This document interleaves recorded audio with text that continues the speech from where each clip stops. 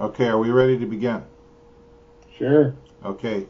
Unfortunately, I'm only able to get audio on this. We'll see if I can reconstruct this later and figure out how to do the video. This is the first time I've ever used this particular software package or tried to record a Skype call. My name is David Codria. I'm here with my friend Mike Vanderbough. Mike, we have been following you. I've known you for years. We've been following your Sipsey Street Irregulars blog for years. We know you as the founder of the concept of the 3% movement, and we also know that you have been undergoing severe, grave health problems. And so I guess I'd like to just start out with asking you to talk to us and tell us about what the experiences you're going through right now, day to day, are like. Well, it's what do they say?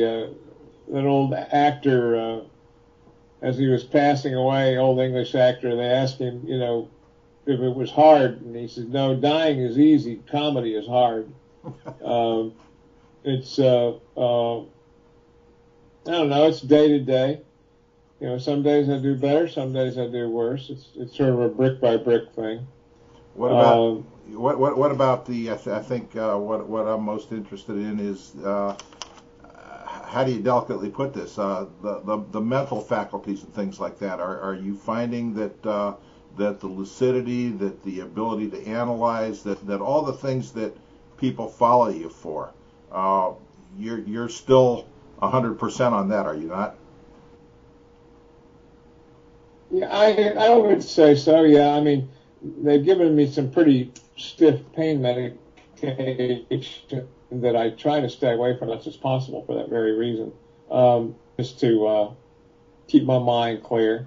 I'm still writing and doing as much as I can to sort of finish things up, and there's still things to figure out, bills to pay, things that only I can do, and so we just do it as we can. Speaking of the bills to pay, you just this past weekend held a garage sale of sorts for surplus military, camping, praxis type stuff. What is it that you've got? Because I understand you still have some stuff left. Oh gosh, yes, a whole lot of stuff. We're trying to figure that out now. The sale as it was a great success. Matt was here and several of my friends, and they moved a lot of material. We still have a lot to go, and I'm not entirely sure how we're going to move that. There's options. None of them are particularly good from our point of view. We don't have the ability to move it, by eBay. There's literally thousands of items still to go, and we do have an inventory, but beyond that, I'm not sure how we're going to do it yet. But we'll figure that out. What kind of individual items do you have that you think people might be interested in? Oh well, most of it is Woodland BDU uniforms, lots and lots of load-bearing equipment, house gear, ammo pouches, things like that. I have a number of magazines that are my own personal property, and we're not entirely sure how we're going to get rid of those. That's the other thing is I collected some magazines from donors to do the last planned civil disobedience rallies in New York and Connecticut. Now that's not going to be possible. I'm trying to work out a way that we can get those magazines that were donated to the various states that they were donated for, and still accomplish breaking the law and thumbing our noses at them without me being there. And it's rather difficult to find volunteers to become felons. So that's still sort of hanging out too. Yeah. Part of the material that you released is stuff that has been picked up by various collections, some archives and things like that. What's going on with that? Oh, well, of course, my papers have been donated to Brown University. We've so far got about 66 boxes of material for them. All of the important stuff they're going to post on the internet so that everyone will have access to them. That was part of the deal. Mm-hmm. The other thing is I have a huge library, of course, and we've got a local community college library that's agreed to take them in toto. And then I've donated other books to other folks. It's like with the surplus stuff. I've outfitted probably about 6 different militia units, some newbies, some material out of my storage lockers. Some of them, I'm sure, were very happy to get the stuff. Mm-hmm. And so I'm trying to make sure that even as I leave, I thumb my nose to the feds as best I can. I recall being one of the first people to grouse at you and be a pest at you to tell you to get your own blog, because I was tired of posting your stuff on War on Guns, and that was my journal, damn it, and you ought to have your own place. And since then, Sipsey Street Irregulars has taken off, been tremendously successful and influential. Now Matthew, your son, has taken over the stewardship of that. What do you think that we can expect to see in terms of continuity of the philosophy as well as the reflections of the new intellect that's behind it from his life experience? Matthew, I'm very, very proud of Matthew in his life. Matthew did 3 tours of Iraq and 1 of Afghanistan with the United States Army. He's no longer active Army. But he brings to the table a lot of practical stuff. You'll see more praxis stuff from him. You'll see more gear-oriented, I would say logistics stuff, okay? I've asked many friends to chip in and send him guest columns and things like that to try to cover some of the political and historical aspects that I've always done. But it's certainly going to be different. And I'm not saying good or different in a bad way at all. I think in many ways he brings a lot to the table, and stuff that I could never bring. So it's not a matter of can he fill my shoes. He fills his own combat boots very well. Mm-hmm. So I just hope that readers will bear with him and give him a chance. He's just I'm very proud of him. Very proud of him. Yeah, that's pretty evident from the statements that I've seen you make. You just recently issued a post on Sipsey Street Irregulars that I imagine took a lot of your energy out of you to be able to keep it focused, and it was titled Valediction, in a farewell of sorts. And what is it that, you have a loyal following, you have a readership, you have been instructing for years now because you want to prime people to be ready for the way things are and the way things look like they're going to be. What is the message that you're trying to leave for us? What are the core elements that you think we need to pay the most attention to? I wrote the valediction in some part because there seemed to be a whole lot of people who use the term 3%er and don't have a clue what that means.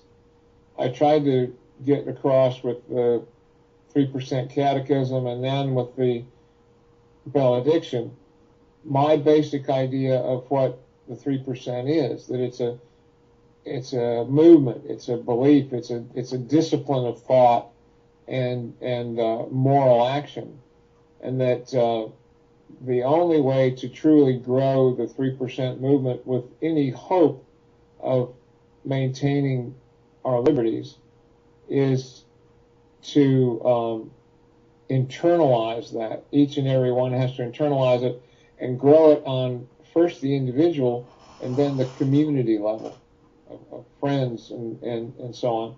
There's a whole lot of little empire building that's going on here. People that say, oh, this is the 3% community for the United States. Well, you know, I learned in the 90s that large organizations are full of opportunities for federal snitches, provocateurs, and also simple empire builders that don't quite understand what they're building. They don't understand the whole point. To say I'm a 3%er and that means that I'm somehow you know, I won't compromise. Well, you won't compromise according to what is the thing. Hermann Goering was uncompromising, you know. So was Joseph Stalin. But what does it mean? What do you believe in? How can we best preserve liberty? And I look back, as I always have, to the experience of the founders. And if you're doing something that is not coincident with what the founders believed, then you're doing it wrong. Go ahead and give us a primer, because I'm sure there's going to be some people who hear this who have been living in their own containerized worlds, and they might not be familiar. They've heard the term 3%er. What does the 3%er mean? How did it originate? What is a 3%er? Well, 3% harks back to the revolution, to the people who were fighting in the field, who actually carried off the revolution by fighting against the king. They were the ones that, when the founders wrote the Bill of Rights, they were the ones who the founders had in mind that they would be the armed citizenry that the Second Amendment is all about. And here we have to then look at what was their moral basis. What was the basis of the revolution?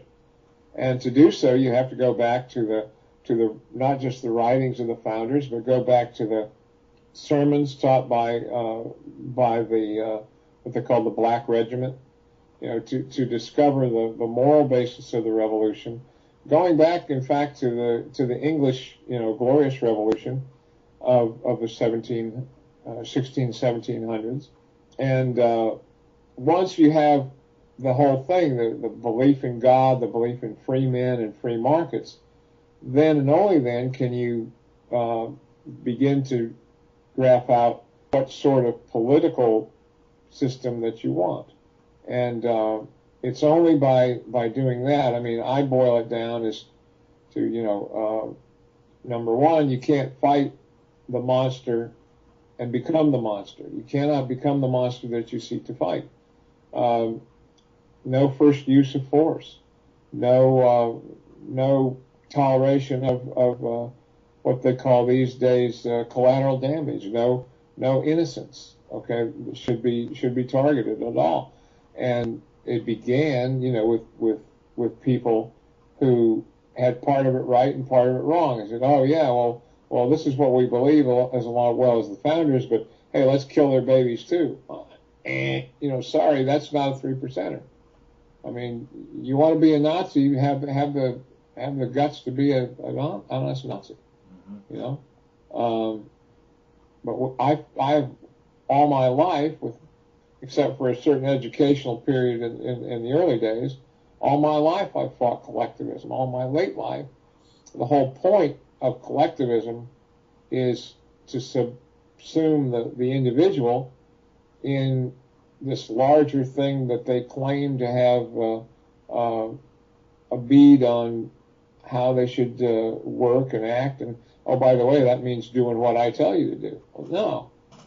We're not doing this for that. The founders made it a republic as a rule of law, and and there are restrictions that go with that. And so, I'm getting a little off topic here because I am getting a little tired. So maybe we might want to cut this close, but which goes to show you the difference between now and then, because I used to be able to go for hours on the subject. Well, then why don't you? That was going to be my next question, was how you were feeling, because I'm sensitive to that. Why don't you go ahead, Mike, and just give us a message that you think that we need to take to heart and carry forth. My message can be found in the 3% Catechism and in my valediction, which you can find on the blog. The blog sums up in many ways my life and the lessons I've learned in various places in various articles. Next time I'll try to, because this is late in the afternoon, next time perhaps we'll take a morning and try to get it a longer communication where I'm able to get across the kinds of things and have the kind of time that I need to explain. That's fine. All right, brother, you get some rest. Thanks for talking to us, and I'll send you a link and maybe give you a call when I have something ready for you to look at. Okay? That'd be wonderful. All right. Thanks. Take care, buddy. Uh-huh.